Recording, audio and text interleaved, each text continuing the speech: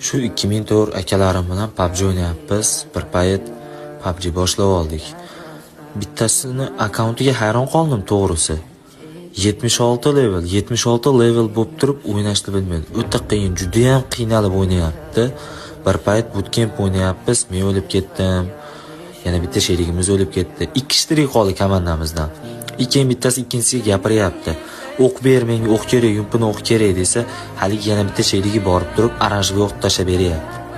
Oranjga o'q tashlab beradi. Menga bu kerak emas bu o'q, menga ko'k o'q ber, yumpiga tushadigan o'q ber desa, uje u otishgani ketgan, o'lib ketdi, komanda minus bo'lib ketdi, uni o'qi yo'q bo'lib minusga kirib ketdi.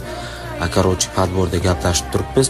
Nimaga men sendan ko'k patronli o'q so'raganimda sen menga VSS ga tushadigan, pistoletlarga tushadigan o'q berding deb gapirsa, uzr oshna, endi biz 2009-yil bizni paytimizda yumpiga ham, P90larga ham oranjli o'q tushardi deb aytdi. O'ylayapsan qanaqa